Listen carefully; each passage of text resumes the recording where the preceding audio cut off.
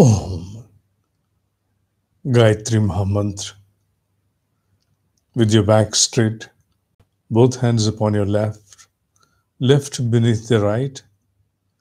Om Bhurabhuvah Swaha Tatsaviturvarenyam Bhargo Devasya Dhimahi Dhiyo Yona Prachodayat. Mystical Gayatri Mahamantra, part number 17. Bhargo Devasya Dhimahi.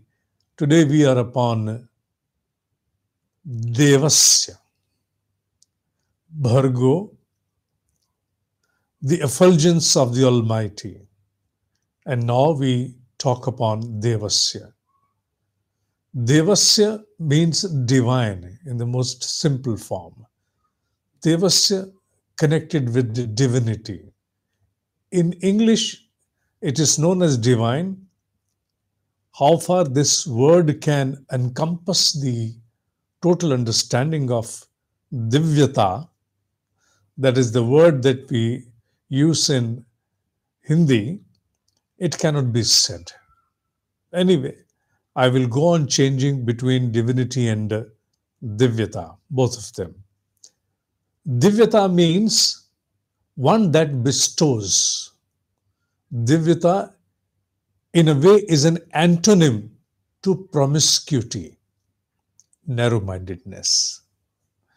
When you perform your rightful mandatory obligations, that too is divyata.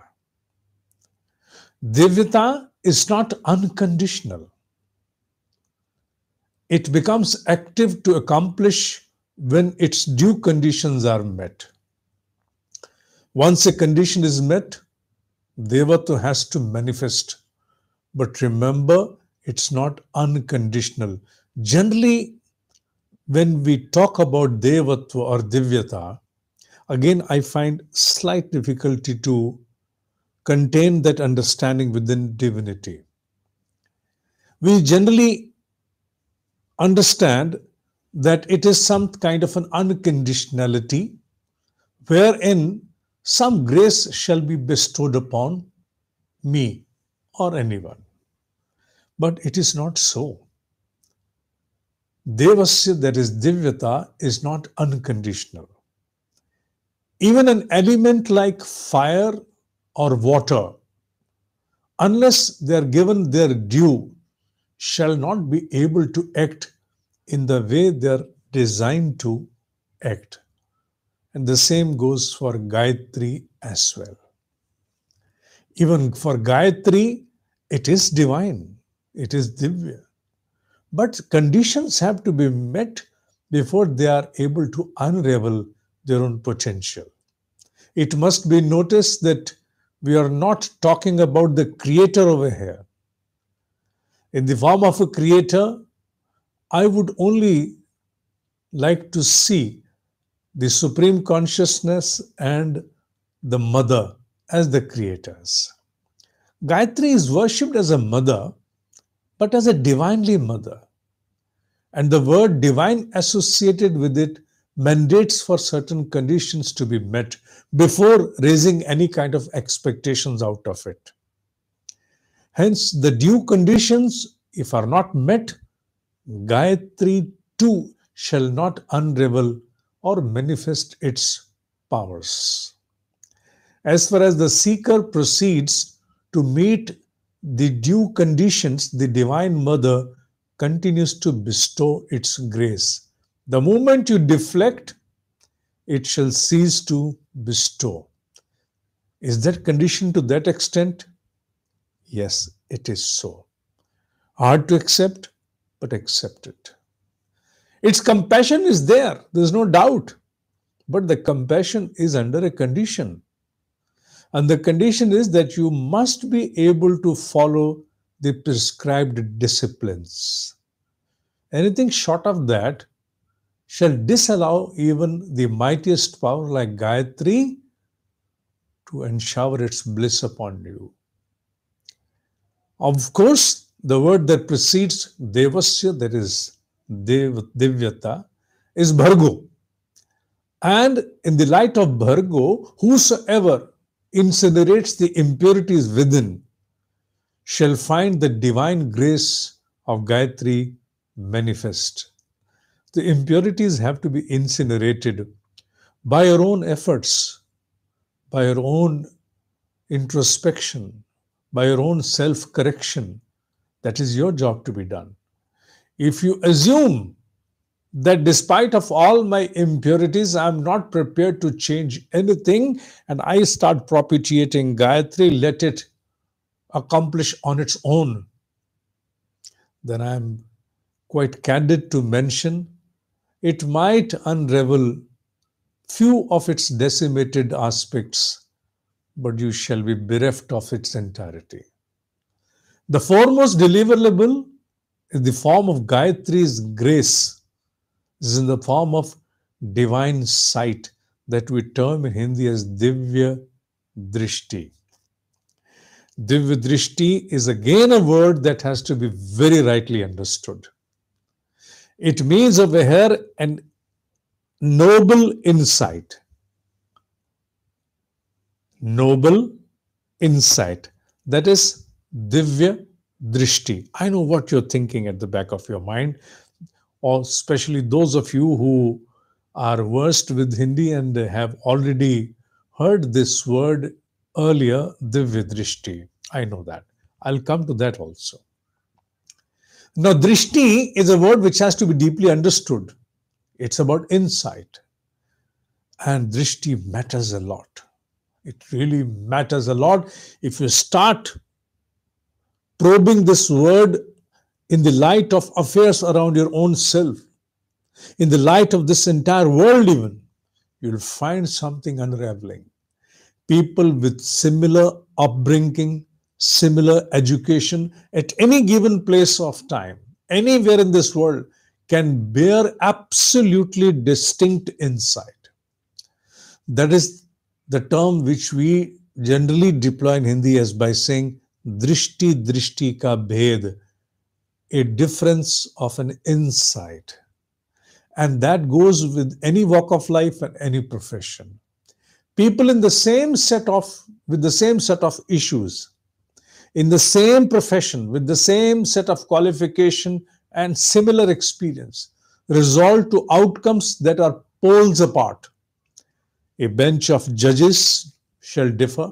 A team of doctors may draw different conclusions, even based upon same reports. Policy makers, yes, people conclude their outcome on the basis of the total available understanding they bear, and the understanding that they bear also has their own kind of personal bias. I hope now you understand what is drishti and what is insight that enable you to conclude towards any specific outcome or decision. And if you are able to follow with all promptness the discipline of Gayatri at the end of a seeker, especially in the light to incinerate your own inner impurities, then the grace of Gayatri becomes active and divinity manifests. Divyadrishti, a divine insight. Observe a special caution over here in the form of a premonition that the meaning of Divyadrishti initially, repeat initially, for a sadhak does not come in the form of any paranormal power. We generally try to gather the connotation of a paranormal power whenever we use this word Divyadrishti. No, it is not so initially. Here it should be understood as nobility in one's thinking. You become noble. All ignoble aspects perish. All promiscuity, narrow-mindedness perishes. Now, there are levels of manifestation in the form of even divine sight in the aspects of paranormal powers. But that comes at a later stage in consonance with the sadhana of a seeker. You progress, your impurities are incinerated, your inside becomes clean, then obviously the paranormal aspects also unravel. But initially, a divine insight is about nobility in your thinking. As divinity manifests, the understanding of the seeker gains pervasiveness.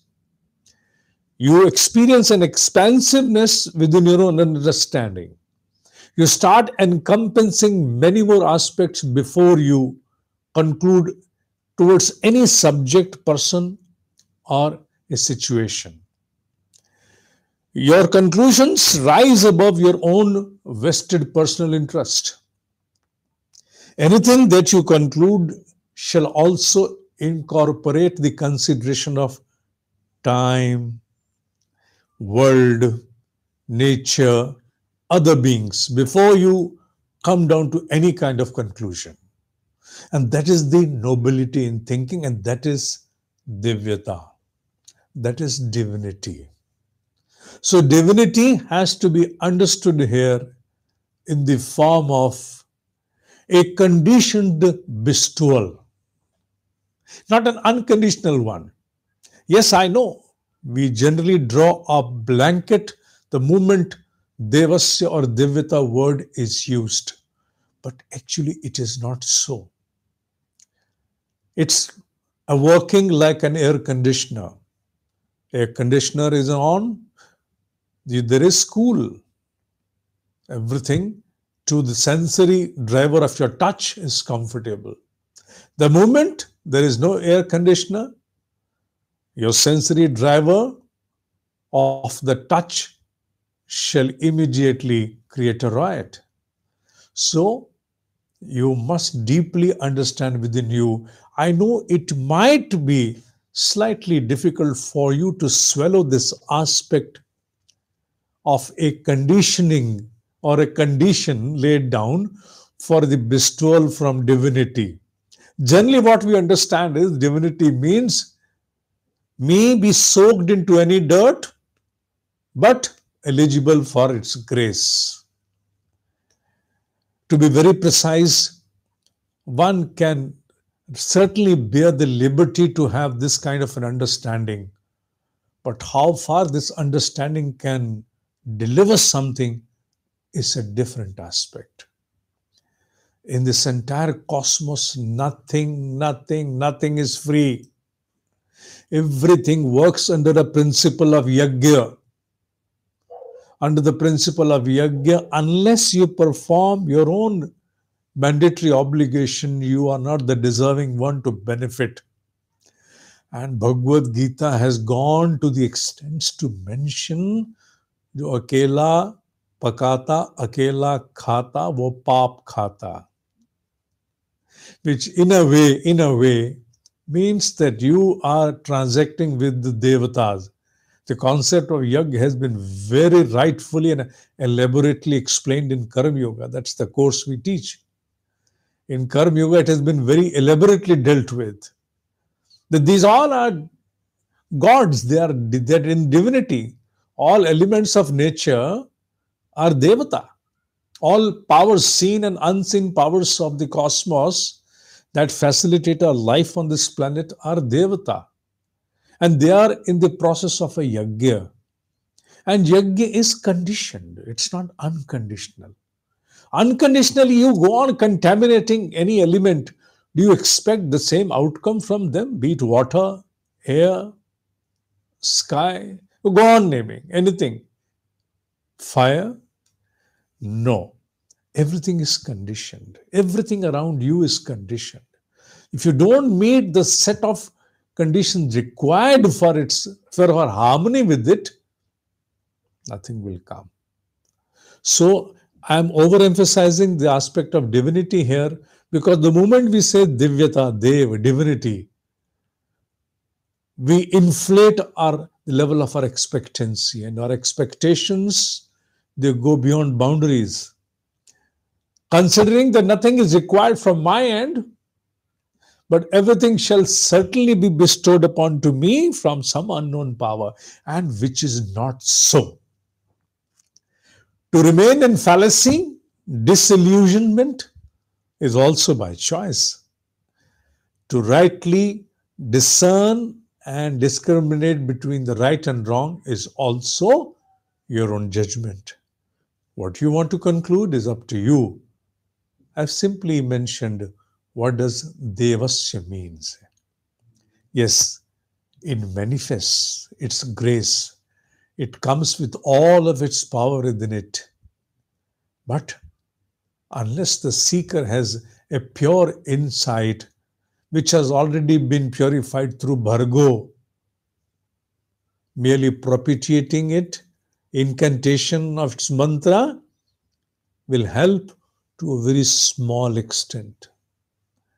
It will sound like talking to an emperor and seeking free toffees and lollipops. Whereas, if you are well versed and in relationship with an emperor, you could bargain or seek anything. Not bargain if the right word, seek anything. That's all I had to mention for Devasya. In the next episode, we shall come down to Dhimahi. This was all under the Saturday Sattva series of mystical Gayatri Mahamantra. ओम ही सत्य है, ओम ही सत्य है, ओम ही सत्य है.